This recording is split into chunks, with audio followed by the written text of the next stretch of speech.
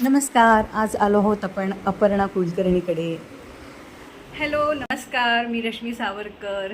तुमचे माझ्या यूट्यूब चॅनलमध्ये सगळ्यांचे खूप खूप स्वागत आहे.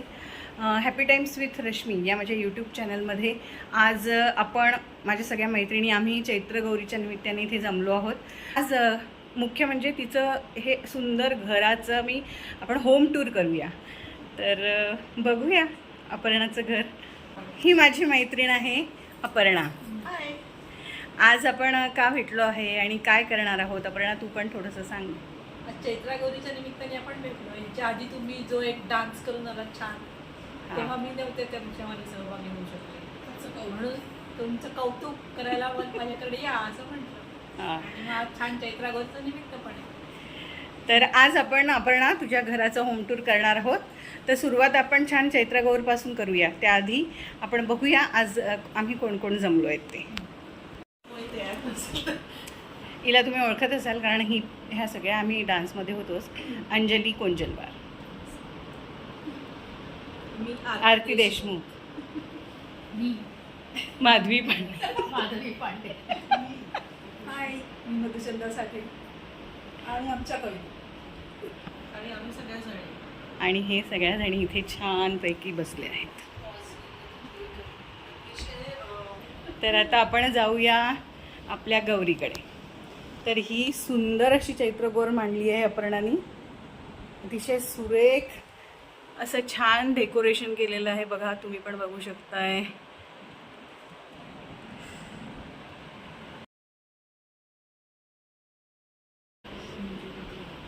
हे असं सुंदर असं पेंटिंग नाही म्हणता येणार, काय शुभचिन्ह आहे. हां, ही शुभचिन्ह आहे. शुभचिन्ह हां, आपली हिंदू संस्कृतीतली ही सगळी शुभचिन्ह आहेत. आणि त्याच्या खाली सुंदर अशी सजावट केलेली आहे. मनी प्लांट आहे मागे आणि इथे ना डास मारायची बॅट पण आहे. मोत्यांचं सुरेख असं हे चैत्रांगण.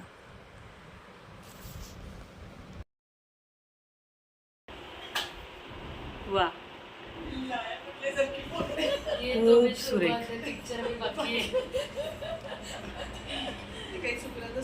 विशेष नाही, हिच्याकडे गणपती खूप वेगवेगळ्या प्रकारच्या गणपतीच्या मूर्ती आहेत. त्या तुम्हाला दिसतील. मूर्ती आहेत ना, त्या आम्ही जिथे जिथे भारतामध्ये फिरायला गेलो होतो भागातील इतक्या सुंदर मूर्तींचं कलेक्शन तुम्ही केलं आहे आणि तेच कौतुक. आणि हे पण छान पारंपरिक आपल्याची आहेत. आजी, पणजी, आई, सासूबाई अशी सगळ्यांकडून आलेली आहे. अरे वा. आणि आता आम्हाला त्याच्यातनं बहुधा काहीतरी सरप्राईज मिळणार आहे प्यायला. पाणीच तांब्याच्या भांड्यातलं पाणी. पाणीच प्यायचं. ही अतिशय सुरेख पेंटिंग आहे. याच्याविषयी अपर्णा तू काही सांगू शकतेस का? हे पट्टचित्र आहे. त्याच्यामध्ये राम मध्यभागी आहे ते राम पंचायतन आहे, राम सीता आहे आणि बॉर्डरला जे गोलामध्ये चित्र आहे ती रामायण.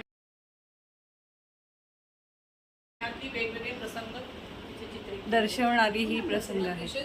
एक असा घराचा एक सुंदर कोपरा आपण सजवत असतो. म्हणजे अपर्णा सजवते, आम्ही आमचा सगळा दुष्काळच आहे या बाबतीत.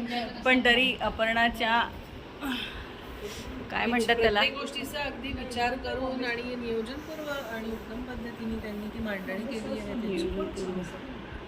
खूपच सुंदर आहे. बघा, हा पण एक सुंदर गणपती आहे. आता याविषयी मला वाटते अपर्णा जास्ती छान सांगू शकेल. यातले आजकालच्या आधुनिक काळात या परंपरागत सजावटीला विशेष महत्त्व आहे. देवीचा जो फोटो आहे ना तो कृष्णाबाई आहे, बाईची कृष्णाबाई. अच्छा. नदी आहे कृष्णा. हां, कृष्णा नदीचा उत्सव होत असतो दरवर्षी रथसप्तमीपासून वसंत पंचमीपासून ते रथसप्तमीपर्यंत असतो. आणि बाईला प्रत्येक घाटावरती कृष्णा नदीचा उत्सव केला जातो. असे 8-10 घाट आहेत. हा गणपती खूप सुरेख आहे. तर हा कुठून आणलायस? सरस एक्झिबिशन मधून. अच्छा. ही सुंदर अशी लक्ष्मीची मूर्ती आहे आणि मागे दिव्यांची मागे दीपमाळ. खूपच सुरेख, खूपच सुरेख. आणि हा नारळाच्या याच्यातनं तयार केलेला गणपती. हो ना, नारळाच्या पूर्ण गणपती. सुंदर आहे तो. छान. म्हणजे दरवर्षी गणपतीमध्ये एक थीम असते आणि अशी सुंदर पेंटिंग ती मनीषा पण खूप करते. गणपतीचा आवाज. अपर्णाने हाताने काढलेले पेंटिंग्स आहेत. काय म्हणतात आपण, स्लायडिंग विंडो असतात ना, त्या वॉटर कलरनी केलेल्या पेंटिंग खूप सुरेख. अयोध्याचं राम मंदिर. हां, अयोध्या. हा हा हा हा, काय प्रसन्न वाटते बघा. गणपती इकडे पण आहे.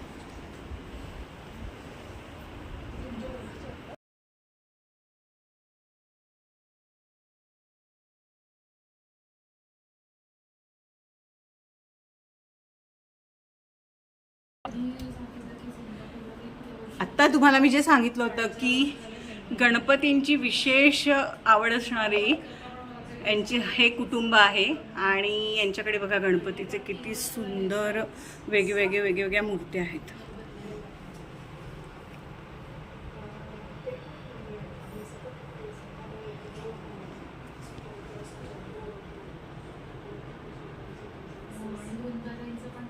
हे काय आहे? हरिहर आहे आणि एक अर्धनारी. अच्छा, अर्धनारी नटेश्वर. सुंदर. आपल्या फ्रीज डोअरवर बघा फ्रीज मॅग्नेट्स. ज्या ज्या ठिकाणी भेट दिली, ज्या ज्या स्थळांना तिथली आठवण म्हणून ती त्या त्या देशाचं किंवा त्या त्या गावातली विशेषता असलेली ते. हे बघा, ही जी भारत माता आहे ही अपर्णाने आम्हाला पण दिली आहे. सगळ्यांनाही भारत माता मिळालेली आहे. आणि आपले मोदीजी.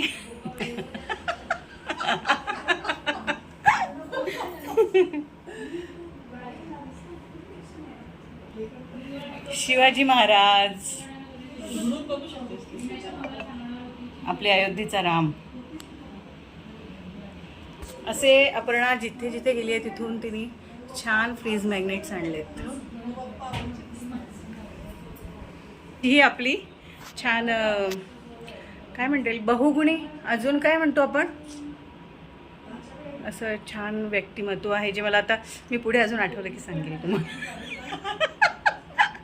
बहुगुणी व्यक्तिमत्व. आणि ही म्हणजे हे सगळं घर इतकं सुंदर छान हिने सजवलं आहे. अशी आमची, जसं घर प्रसन्न आहे तशीच प्रसन्न अशी आमची लक्ष्मी. स्माईल. हां, तर आज आपण सगळ्याजणी, मला सांगितलं आधीच की जमलो आहे, चैत्रगौरीचं निमित्त आहे, पण आम्हाला सगळ्यांना कविताची खूप आवड आहे. तर आज आपण एक कविता वाचन करणार आहोत. तर हे जे पुस्तक आहे ना, आठवणींचं कपाट, हे माझी मैत्रीण रेवती पांडे, हिने म्हणजे माझ्या नात्यात पण आहे, तिने लिहिलेल्या कविता आहेत, त्यांचं आज आपण वाचन करणार आहोत. हे मी खूप दिवसाआधी आपल्याला बोलली होती की आपण एक छान कविता वाचनाचा कार्यक्रम करूया. तर आज चैत्रगौरी निमित्ताने ते सगळे मिळून आजचा आपला कार्यक्रम हा होईल छान. तर आज सगळ्यांनी एक आपल्या आवडीची आपली कविता निवडायची आहे आणि ती वाचायची. तर आम्हाला जसं वाचता येईल तसं आम्ही वाचू. तर तुम्ही गोड म्हणून घ्या आठवणींचं. आई, तू कधी निवांत बसलेली आठवतच नाही. कधी झोपायचीस, कधी उठायचीस, काही आठवत नाही. तू सतत धावतानाच आठवते, घड्याळाच्या वेगाशी जुळवताना आठवते. किती वाजले विचारत उभी ओट्याजवळ आठवते. घर नोकरी सांभाळत तुझी उडालेली तारांबळ आठवते. तुझा छंद काय होता, आवडता रंग काय होता, कुणीच विचारलं नाही, तू सांगितलंही नाही. कधी एखादं आवडतं गाणंही गुणगुणताना मी तुला बघितलं नाही. पण जुने स्वेटर उसवून नवे विणताना आठवते. अंगणात ठिपक्यांची रांगोळी काढताना आठवते. तुझे आजार आठवत नाही, तुझे कष्ट आठवत नाही. एके रात्री स्वतःचेच पाय दाबताना मात्र बघितलं होतं, ते अगदी स्पष्ट आठवतं. डोळ्यातल्या पाण्याला असलेला सतत पहारा आठवतो. हसरा मुखवटा आठवतो, खरा चेहरा आठवत नाही. तू कंटाळलेली कधीच आठवत नाही, कुठे फिरायला गेलेली आठवत नाही, जुनी मैत्रीण एखादी घरी आलेली आठवत नाही, बदलताना तुझा देह ऋतू तू अस्वस्थ झालेलीही आठवत नाही.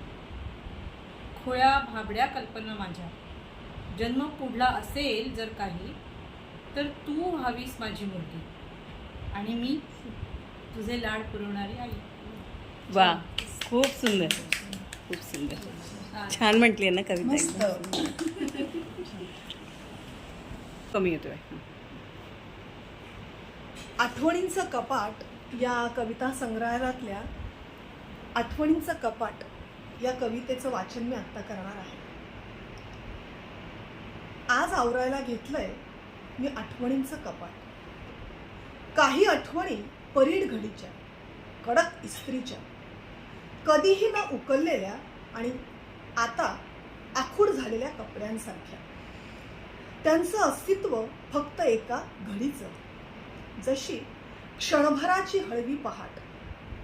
आज आवरायला घेतलंय मी आठवणींचं कपाट. काही आठवणी नाजूक तलम जणू आईची सुती साडीच. काही आठवणी नाजूक तलम जणू आईची सुती साडीच. भरून आलं कधी तर पांघरून घ्यावी स्वतः भोवती, मौशार साडीला उबदार काठ. आज आवरायला घेतलंय मी आठवणींचं कपाट. काही आठवणी सुगंधी रेशमी, जशी लग्नात नेसलेली पैठणी. काही आठवणी सुगंधी रेशमी, जशी लग्नात नेसलेली पैठणी. घडी घडीतून जपलेलं बाईपण, आईपण, घट्ट प्रेमाच्या विणीच्या पदरावरती औरच थाट. आज आवरायला घेतलंय मी आठवणींचं कपाट. वा.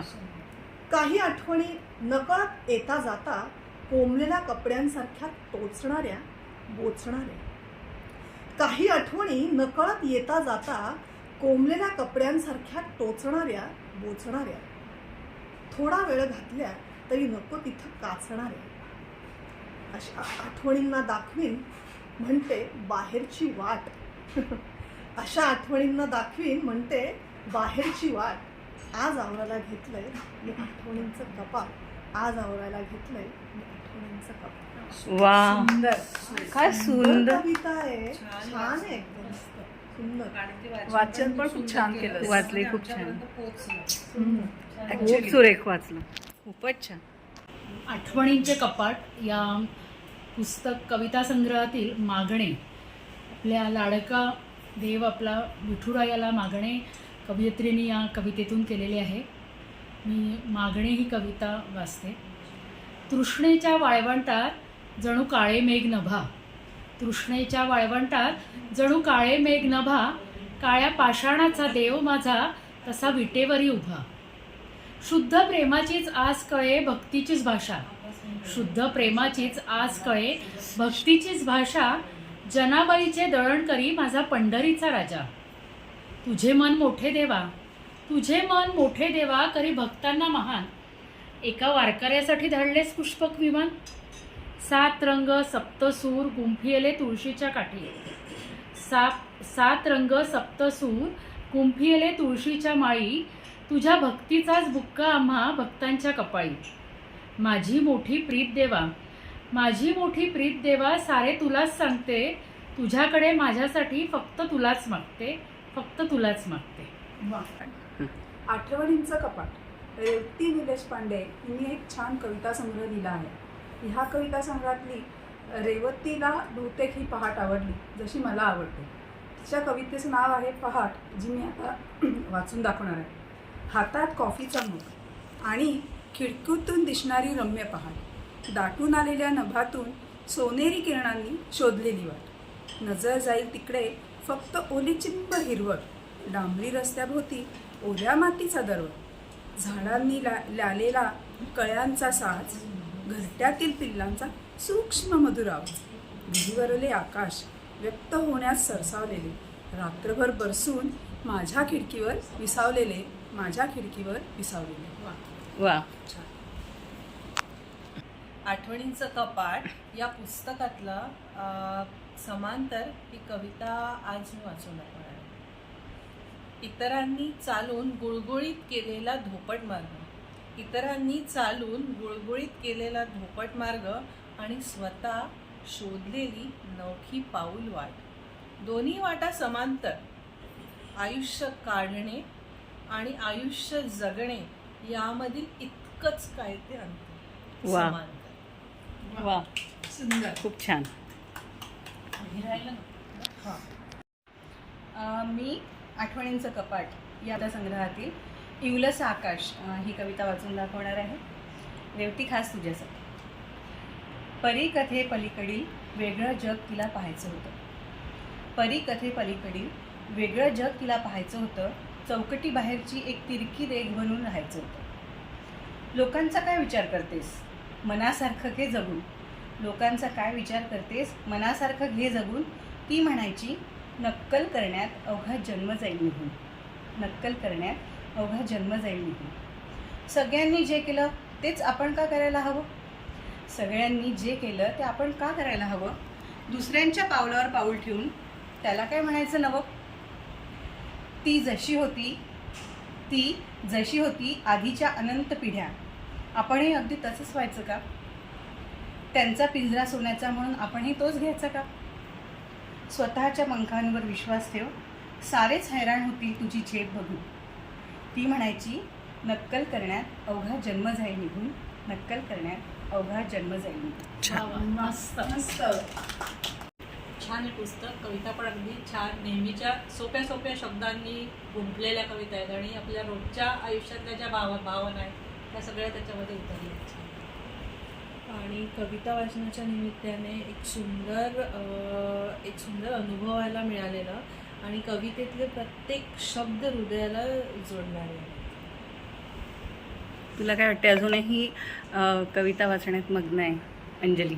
नाही, कविता तेच ॲक्च्युली कवितांचं ॲक्च्युली स्पेशालिटी तीच आहे की साधे साधे आयुष्यातले जे प्रसंग आहेत ते अतिशय अपर्णाताईंनी सांगितलं हळवे आणि सुंदर असे शब्द सगळे वापरून छोट्या छोट्या आणि साध्या म्हणजे अगदी सोप्या भाषेत जे सांगितलं आहे ना ते जास्त भावलं.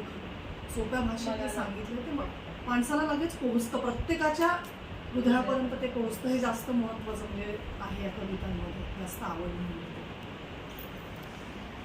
रेवती खूप सुंदर कविता संग्रह आहे तिचा.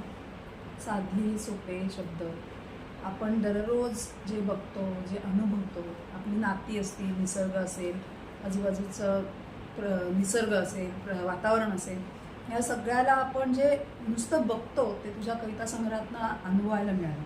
खूप छान दिवस. थँक्यू. नमस्कार. आठवणींचे कपाट हे प्रत्येकाच्या आठवणींचं कपाट वाटतंय. अतिशय भावनिक आणि आपल्या रोजच्या प्रसंगांमधलेच प्रसंग घेतलेले आहेत किंवा आपल्या आयुष्यात झालेल्या ज्या आहेत त्यांचं एक अनुभव कथन आणि ते एक आठवणींचं कपाट आहे असं हे कविता संग्रह वाचताना वाटतंय. खूप छान, खूपच छान. खरंच आठवण.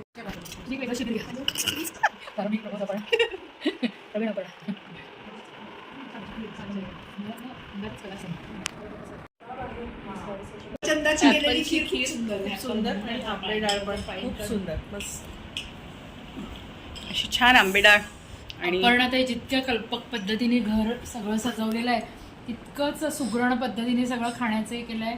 खूपच छान चविष्ट आंबे डाळ आणि ॲपल खीर. मला अशी पंख फुटले. ॲपलची खीर कशी केली ग? ॲपलची साल काढून टाकलं, किसून घेतलं, तुपावरती तो किसांना रस काढून टाकला, मग तुपावर थोडंसं परतलं, एक वाफ दिली, मऊ झाल्यावरती त्याच्यामध्ये दूध घातलं, ते उकळून घेतलं, मग त्यामध्ये मिल्कमेडचा एक पाऊच येतो.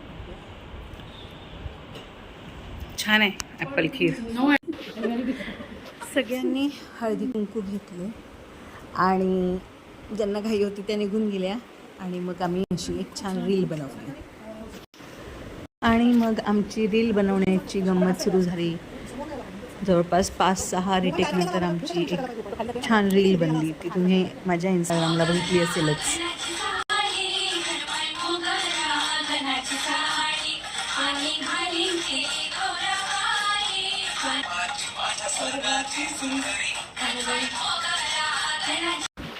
Please like, share and subscribe. Thank you.